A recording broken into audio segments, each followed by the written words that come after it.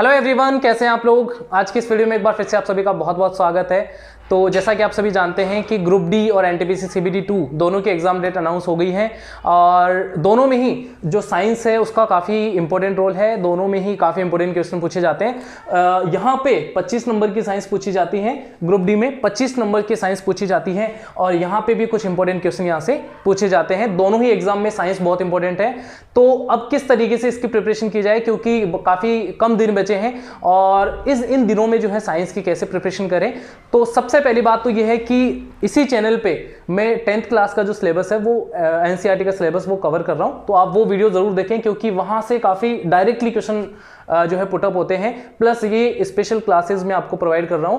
तो इनसे आप लोग जो है अच्छी अपनी प्रिपरेशन कर सकते हैं। तो आज हमारा टॉपिक जो है वो है आवर्त सारणी, ठीक है, क्योंकि बहुत इंपॉर्टेंट क्वेश्चन यहां से पूछे जाते हैं। सबसे इंपॉर्टेंट टॉपिक है ये। तो चलिए शुरू करते हैं आज की क्लास। वीडियो को लाइक कर दें, चैनल को सब्सक्राइब करें और वीडियो को पूरा जरूर देखें। तो सबसे पहली बात, तो ये जो है ये आधुनिक आवर्त सारणी है भाई, ये आधुनिक आवर्त सारणी है और इसके जनक जो हैं इनका नाम आपको ध्यान रखना है, ये भी पूछा जाता है हेनरी मोजले। हेनरी मोजले, हेनरी मोजले, ये नाम ध्यान रखना है। ये इंपॉर्टेंट क्वेश्चन है, पूछा जाता है कि आधुनिक आवर्त सारणी के जनक कौन है। तो हेनरी मोजले जो है ये इन्होंने इसको जो है बनाया था। तो आवर्त सारणी में जो है पहला क्वेश्चन तो यही बन गया कि आधुनिक आवर्त सारणी के जनक कौन है, हेनरी मोजले हैं। और इसके अंदर 18 तो वर्ग है, ये भी ध्यान रखना है, 18 वर्ग है और 7 आवर्त है। यहाँ पे ये दूसरा क्वेश्चन ये पुटअप हो जाता है यहाँ से, ठीक है। 18 वर्ग है, देख सकते हैं आप लोग, ये खड़े जो कॉलम हैं इनको अपन क्या बोल रहे हैं, वर्ग बोल रहे हैं। तो 18 वर्ग हैं और ये जो जो है ये देख रहे हैं आप लोग, आडी लाइनें जो देख रहे हैं ये 7 आवर्त होते हैं। इस तरीके से इसको जमाया गया था और परमाणु क्रमांक के बढ़ते हुए क्रम में इसको जमाया गया था। परमाणु क्रमांक के आधार पर इसको जमाया गया था, ठीक है, ये भी आपको ध्यान रखना है। मेंडलीफ ने तो परमाणु द्रव्यमान के बढ़ते हुए क्रम में जमाया था और इन्होंने परमाणु क्रमांक के आधार पर इसको जमाया था, ये भी आपको ध्यान रखना है। तो 3 इंपॉर्टेंट हो गए क्वेश्चन यहाँ से। हेनरी मोजले, 18 वर्ग, 7 आवर्त और परमाणु क्रमांक के आधार पर जमाया गया था, ये आपको ध्यान रखना है। अब बात करते हैं कि इसके अंदर ये वाला जो है इसको अलग नाम दिया उन्होंने। पहला और दूसरा जो कॉलम है, स्तंभ है, वर्ग है, उन दोनों को एस ब्लॉक में रखा गया। एस ब्लॉक बोलते हैं इसको। यहाँ से 3 वर्ग 3 से लेकर 12 तक इसको बोला जाता है डी ब्लॉक। क्या बोला जाता है, डी ब्लॉक। और यहाँ से 18 तक इसको बोला जाता है पी ब्लॉक। पी ब्लॉक ये भी काफी इंपॉर्टेंट है। 18 तक जो है इनको बोलते हैं पी ब्लॉक। और एक होता है एफ ब्लॉक, जो यहाँ से आपने स्टार जो मैंने लगाया अलग से, लेंथेनम और एक्टिनम, इन दोनों से यहाँ पे अगली एक अलग सीरीज रखी गई है। एक तो है लेंथेनोइड, ऊपर वाले लेंथेनोइड और एक है एक्टिनोइड। उनको एक्टिनोइड बोलते हैं क्योंकि लेंथेनम के बाद वाले तत्व जो है यहाँ से बीच में से लेंथेनम के बाद वाले तत्व जो है उनको बोल रहे हैं अपन लेंथेनोइड और एक्टिनोइड। इस तरीके से आपको ध्यान रखना है, एक्टिनोइड, ठीक है, ये भी आपको ध्यान रखना है। और एस ब्लॉक, डी ब्लॉक और पी ब्लॉक ये काफी इंपॉर्टेंट है। एस ब्लॉक के जो दोनों वर्ग हैं दोनों आपको ध्यान रखना है। पहला जो वर्ग है इसको बोलते हैं अपन क्षारीय धातुएं या क्षार धातुएं। ये क्वेश्चन पूछा गया है, क्षारीय धातुएं बोलते हैं इसको, ध्यान रख लोगे आप लोग। ये क्वेश्चन पूछा जाएगा कि क्षारीय धातुएं किस वर्ग को कहते हैं या किस पहले वर्ग की धातुओं को, पहले वर्ग के तत्वों को अपन क्या कहते हैं, क्षारीय धातुएं। दूसरा वर्ग है इसको कहते हैं अपन क्षारीय मृदा धातुएं। जगह कम है लेकिन फिर भी आपको ध्यान रखना है, ठीक है। क्षारीय मृदा धातुएं कहते हैं इनको, क्षार मृदा धातुएं, ये भी काफी इंपॉर्टेंट है। 2 यहां से इंपॉर्टेंट क्वेश्चन और निकल के आ गए कि वर्ग 1 के तत्वों को क्या कहते हैं, क्षारीय धातुएं। वर्ग 2 के तत्वों को क्या कहते हैं, क्षारीय मृदा धातुएं। प्लस 18वां वर्ग जो है ये भी इंपॉर्टेंट है, इनको अक्रिय गैसें या नोबल गैसेस कहते हैं। नोबल गैसेस कहते हैं, ये भी काफी इंपॉर्टेंट क्वेश्चन है। अक्रिय गैसें, उत्कृष्ट गैसें भी इनको बोला जाता है। उत्कृष्ट गैसें, अक्रिय गैसें, नोबल गैसेस, ये सारे इन्हीं के नाम होते हैं, ठीक है। इसमें कौन कौन से तत्व आते हैं देखिए, helium, neon, argon, krypton, xenon और रेडोन। ठीक है, कैसे याद रखेंगे, ट्रिक भी इसको ध्यान रखना है आपको, ट्रिक के आधार पे याद रखेंगे। तो हीना, नीना और करीना का एक्सरे रंगीन, कैसे याद रखेंगे, हीना, नीना और करीना का एक्सरे रंगीन, याद हो जाएगी। कौन से तत्व हैं, अक्रिय गैसें, नोबल गैसेज या उत्कृष्ट गैसें में कौन कौन से तत्व आते हैं, तो इसमें helium, neon, argon, krypton, xenon और रेडोन। ट्रिक कैसे याद रखोगे, हीना, नीना और करीना का एक्सरे रंगीन, ठीक है, ऐसे याद रखना है आपको। फिर बात करते हैं 17वां वर्ग, ये भी काफी इंपॉर्टेंट है और इसके 17वें वर्ग के तत्वों को बोला जाता है हेलोजन। क्या बोला जाता है, हेलोजन, ये भी इंपॉर्टेंट है, ये भी पूछा गया क्वेश्चन है, ठीक है। हेलोजन किनको बोलते हैं, वर्ग 17 के तत्वों को हेलोजन बोलते हैं। और ये जो है इसमें कौन कौन से तत्व आते हैं, तो इसमें फ्लोरीन, क्लोरीन, ब्रोमीन, आयोडीन और एस्टेटीन, फ्लोरीन, क्लोरीन, ब्रोमीन, आयोडीन और एस्टेटीन, ये तत्व आते हैं। और इसकी ट्रिक कैसे याद रखेंगे, फिर कल बाहर आई आंटी, काफी मजेदार ट्रिक है, फिर कल बाहर आई आंटी, इस तरीके से याद रख सकते हैं, फिर कल बाहर आई आंटी, ये टी है तो एस्टेटीन होगा, फिर कल बाहर आई आंटी, फ्लोरीन, क्लोरीन, ब्रोमीन, आयोडीन और एस्टेटीन, ये आपको ध्यान रखना है। और इनको हेलोजन बोला जाता है और ये धातुओं के साथ मिलकर लवण बनाते हैं, जैसे NaCl, sodium chloride, sodium fluoride, इस तरीके से ये क्या बनाते हैं, लवण का फॉर्मेशन करते हैं। 16वां वर्ग, ऑक्सीजन वाले जो ऑक्सीजन परिवार है उसमें कौन कौन से आते हैं, देखिए, तो इसमें ऑक्सीजन आता है, सल्फर आता है, सेलेनियम, टेलुरियम और पोलोनियम, ये 5 तत्व हैं, इनको ध्यान रखना है। इसकी ट्रिक कैसे याद रखेंगे आप लोग, ओल्ड स्टाइल से टीपो, काफी मजेदार ट्रिक है, ओल्ड स्टाइल से टीपो, ओल्ड स्टाइल से टीपो, ऑक्सीजन, सल्फर, सेलेनियम, टेलुरियम और पोलोनियम, 5 ध्यान रखने हैं। और फिर आ जाते हैं 15वां वर्ग। 15वां वर्ग जो है उसमें नाइट्रोजन, फॉस्फोरस, आर्सेनिक, स्टीबियम और बिस्मिथ, ठीक है, ये 5 तत्व हैं, इनको कैसे याद रखेंगे, नाना पाटेकर, ऐश्वर्या, सब बिंदास, कैसे याद रखेंगे, नाना पाटेकर, ऐश्वर्या, सब बिंदास, ठीक है, इस तरीके से याद रख सकते हैं अपन।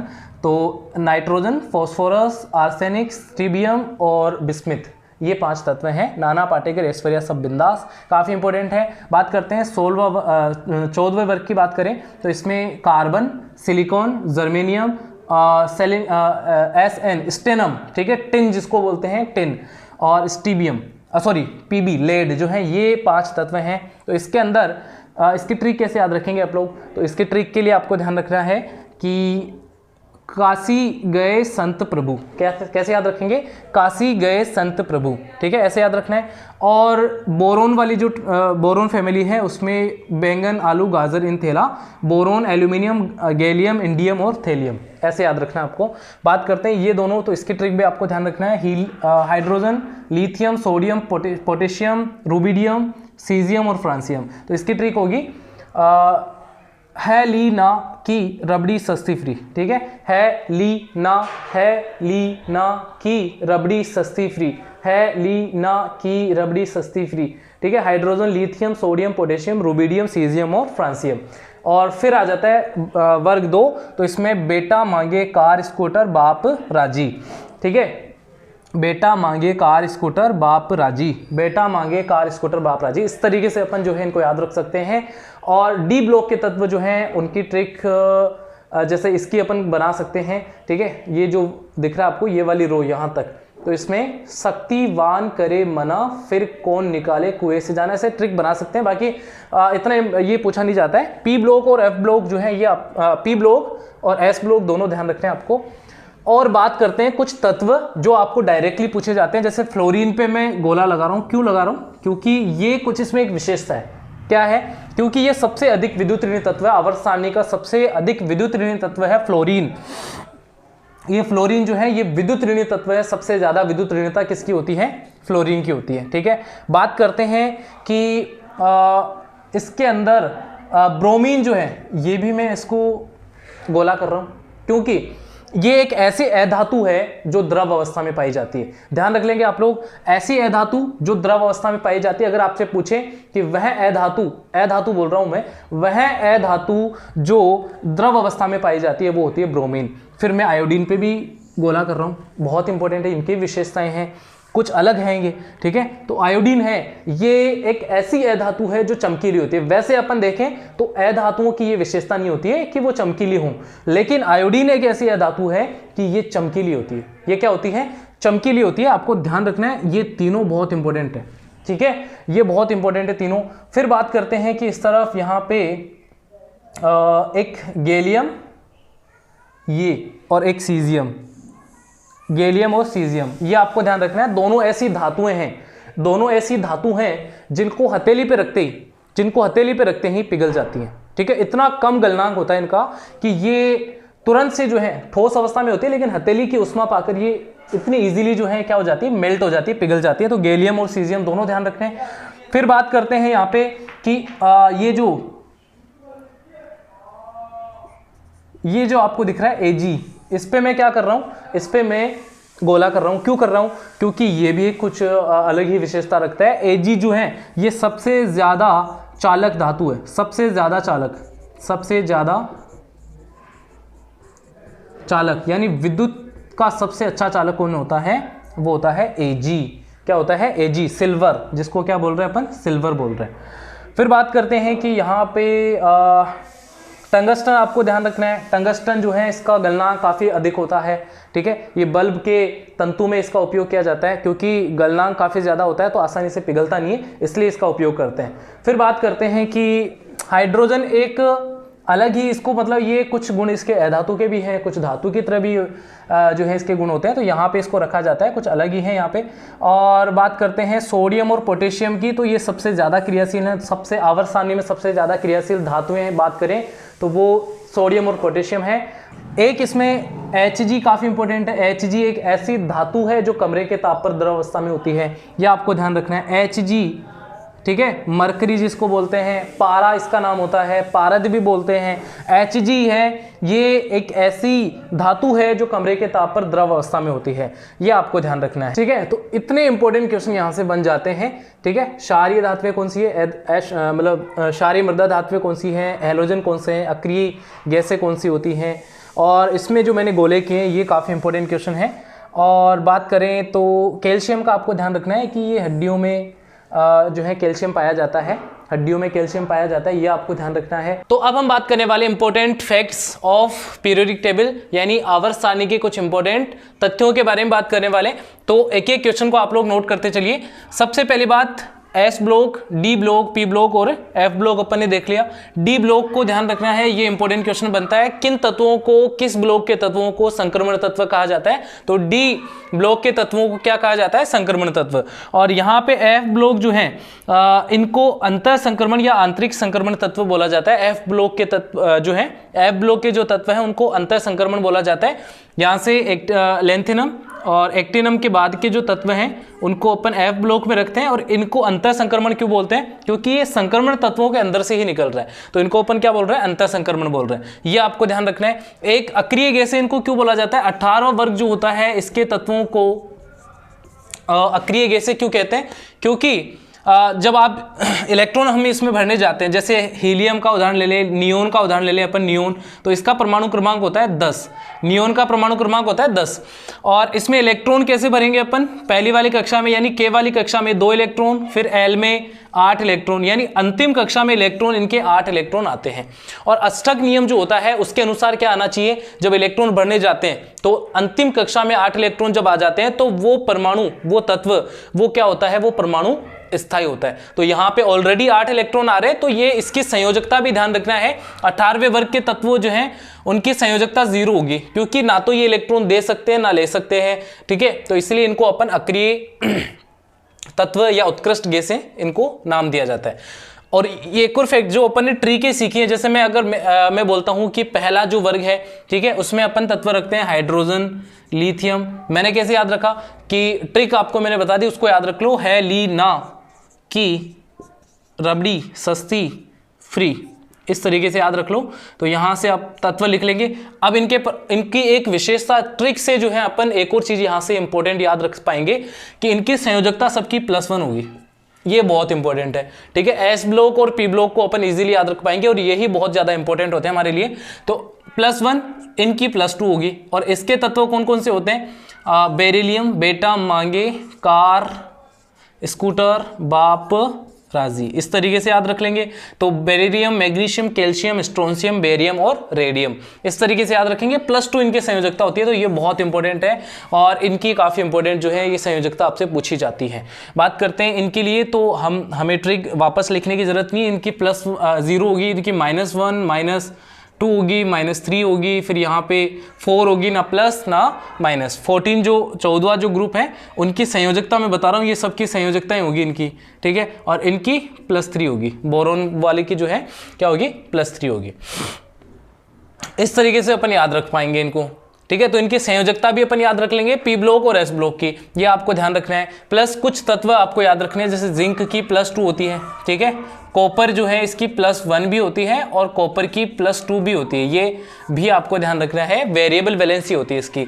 एक आयरन आपको ध्यान रखना है, आयरन के +2 और +3 ये 2 अवस्थाओं में पाया जाता है, ये भी आपको ध्यान रखना है, ठीक है। तो कुछ तत्व आपको ध्यान रखने ही पड़ेंगे। अब यहाँ पे ध्यान रखना है boron, silicon, germanium, arsenic, stibium, tellurium और पोलोनियम, ये कुछ तत्व हैं, इनको बोलते हैं उपधातुएं। क्या बोलते हैं इनको? उपधातुएं बोलते हैं, ये भी आपको ध्यान रखना है, उपधातुएं, ठीक है। और इसके इधर वाले जो तत्व हैं, ठीक है, इसके इधर वाले तत्व इनको बोलते हैं धातुएं, और इस तरफ के जो तत्व हैं सारे उनको बोलते हैं अधातुएं। तो इस तरीके से 3 भागों में बांटा गया है तत्वों को, धातुएं, अधातुएं और उपधातुएं, ठीक है। टोटल 118 एलिमेंट है अब तक, और उनमें भी इधर वाले तत्व, ये जो लाइन आपको जिगजैग लाइन ये दिख रही है आपको, ठीक है, इस पे जो तत्व हैं वो ये सारे क्या हैं? ये उपधातुएं। इसके इधर वाले धातु और उधर वाले क्या होते हैं? अधातुएं होती है। तो इस तरीके से आप ध्यान रख सकते हैं, और वैलेंसीज आपको ध्यान रख लेनी है। अब देखिए एक और आप याद रख सकते हैं यहाँ से, परमाणु क्रमांक भी जो है इनकी ट्रिक आप याद रख सकते हैं। तो इसमें एक तो ध्यान रख सकते हैं, जैसे इसका परमाणु क्रमांक 1 होता है, फिर इसमें आपको 2 ऐड करना है तो ये 3 पे, फिर 8 ऐड करना है ये 11 पे, फिर 8 ऐड करना है तो ये आ जाएगा आपके 18 पे, ठीक है। और फिर 8 ऐड करना है, सॉरी 19 पे आएगा, और फिर 8 ऐड करोगे, सॉरी 18 ऐड करना है आपको, तो ये आ जाएगा 37 पे, फिर 18 ऐड करना है। इस तरीके से आप लोग जो है इनकी परमाणु क्रमांक भी निकाल पाएंगे। इसमें आप आ जाते हैं तो यहाँ पे आपको क्या करना है? 18 वाले ग्रुप में क्या करना है? जैसे हीलियम जो है वो 2 पे आ रहा है, तो फिर आपको 8 ऐड करना है डायरेक्ट, 2 8 नहीं करना है, यहाँ पे आपको 8 ऐड करना है, तो ये हीलियम नियोन आ जाएगा। फिर 8 ऐड करना है तो इसमें आ जाएगा आर्गन 18 पे, ये 10 पे, ये 18 पे, ठीक है। फिर 18 ऐड करना है तो यहाँ पे क्रिप्टोन आपका 36 पे आ जाएगा। इस तरीके से आप याद रख सकते हैं। और इनमें जो है जैसे फ्लोरीन जो है वो आता है 9 पे, ठीक है। फ्लोरीन कितने पे आ रहा है? 9 पे। तो आप इसमें 8 ऐड करोगे, ठीक है, तो यहाँ पे आ जाएगा क्लोरीन, ये आ जाएगा 17 पे। फिर 18 ऐड करना है आपको तो क्लोरीन ब्रोमीन आ जाएगा आपका 35 पे। इस तरीके से आपको ध्यान रख लेना है, और सब में इनमें ऐसे ही करना है। फिर ये जो है चारों, इनमें आपको ऐसे ही करना है। जैसे यहाँ पे ऑक्सीजन आता है, ऑक्सीजन 8 पे आ रहा है, ठीक है, ऑक्सीजन 8 पे, तो आपको 8 ऐड करना है, तो यहाँ पे सल्फर 16 पे आ जाएगा, फिर आपको 18 ऐड करना है। इस तरीके से ये चलेगा यहाँ पे। और इसकी बात करें तो ये 3 पे आ रहा है, 4 पे आ रहा है, ठीक है, बेरिलियम 4 पे, तो 4 आपको फिर इसमें जो है 8 ऐड करेंगे तो ये 12, फिर 18 ऐड करना है तो ये 20, इस तरीके से फिर 18 ऐड करना है तो ये आ जाएगा आपके पास 38। तो इस तरीके से जो है परमाणु क्रमांक भी अपन निकाल पाएंगे, यहाँ से क्लियर होना चाहिए। तो ये कुछ फैक्ट है। यहाँ पे मैग्नीशियम, देखो कुछ तत्व और रह गए थे यहाँ पे, तो मैग्नीशियम जो है ये पाया जाता है क्लोरोफिल में। ये बहुत इंपॉर्टेंट क्वेश्चन है, क्लोरोफिल में कौन सा तत्व पाया जाता है, ये आपसे पूछा जाता है। क्लोरोफिल में कौन सा तत्व पाया जाता है? मैग्नीशियम। लिथियम, सोडियम और पोटेशियम ऐसे मुलायम धातुएं होती है जिनको चाकू से आसानी से काटा जा सकता है। ध्यान रख लेना तीनों, ठीक है, तीनों ऐसी धातुएं हैं जिनको चाकू से आसानी से काटा जा सकता है। क्लियर है? अब इसमें और ध्यान रखने फैक्ट कि ऊपर से नीचे आने पर आकार बढ़ता है। तत्वों का आकार, परमाणु का आकार क्या होगा? तत्वों के जो परमाणु हैं उनका आकार बढ़ेगा। ऊपर से नीचे आने पर, आवर्त सारणी में ऊपर से नीचे आने पर आकार बढ़ेगा, और यूं जाने पर, बाएं से दाएं जाने पर, आवर्त सारणी में बाएं से दाएं जाने पर आकार में कमी होगी। ये भी आपको ध्यान रखना है। फिर बात करते हैं विद्युत ऋणता। तो विद्युत ऋणता इस तरफ आने पर बढ़ेगी। जैसे फ्लोरीन की विद्युत ऋणता सबसे ज्यादा होती है 4, कितनी होती है 4। तो ये फ्लोरीन इस तरफ आने पर विद्युत ऋणता बढ़ेगी। और विद्युत ऋणता का मतलब होता है इलेक्ट्रॉनों को अपनी ओर खींचने की क्षमता, ठीक है, बंद के इलेक्ट्रॉनों को अपनी ओर खींचने की क्षमता विद्युत ऋणता होती है। विद्युत ऋणता इस तरफ आने पर बढ़ेगी और नीचे जाने पर कम होगी, ये आपको ध्यान रखना है, ठीक है। तो इस तरीके से ये कुछ फैक्ट हैं जो आपसे पूछे जाते हैं एग्जाम में। तो ये थी आवर्त सारणी और कुछ यौगिक। आप जैसे ये संयोजकता जब आपको याद हो जाएगी तो आप यौगिक आसानी से बना पाओगे, कंपाउंड आसानी से बना पाओगे, ठीक है। जैसे मैं जिंक सल्फेट बनाऊं तो आपको वैलेंसी ध्यान है, तो जिंक +2 संयोजकता होती है, प्लस आपको यहाँ पे रखना नहीं है। और सल्फेट का मतलब होता है SO4, इनको याद करना पड़ेगा आपको। तो ये फॉर्मूला मेकिंग जो है इस तरीके से होती है, ZnSO4 बन जाएगा, यहाँ से ये 2 से 2 कैंसिल हो जाएगा, ZnSO4 बन जाएगा। कुछ फॉर्मूला मेकिंग, इसका वीडियो में जो है आपको लिंक डिस्क्रिप्शन में दे दूंगा फॉर्मूला मेकिंग का, वो आप जाके देख लेना। तो इस तरीके से जो है ये आपको ध्यान रखना है कि किस तरीके से आवर्त सारणी होती है। फुल डिटेल्स में आपको मैंने बता दिया है कि क्या क्या चीज़ें होती हैं, ठीक है। क्षारीय मृदा ये क्षारीय धातुएं होती हैं क्योंकि ये क्षारीय विलयन बनाती है या क्षार बनाती है। ये क्षारीय मृदा धातुएं होती हैं, मिट्टी में पाई जाती हैं और जो है क्षारीय विलयन भी बनाती है। तो इस तरीके से इनको ये क्षारीय धातुएं, ये क्षारीय मृदा धातुएं होती है, दोनों भी ध्यान रखना है आपको। हेलोजेंस जो है वो फ्लोरीन, क्लोरीन, ब्रोमीन, आयोडीन, इनको अपन हेलोजेंस बोलते हैं। धातुओं के साथ मिलकर लवण बनाते हैं जैसे NaCl, KCl। तो इस तरीके से ये आपको ध्यान रखना है। और ये थी आज की क्लास, आई होप आपको समझ में आया होगा, ठीक है। और अब जो है मिलते हैं अगले टॉपिक पे, मिलते हैं अगले वीडियो में एक नए टॉपिक के साथ में।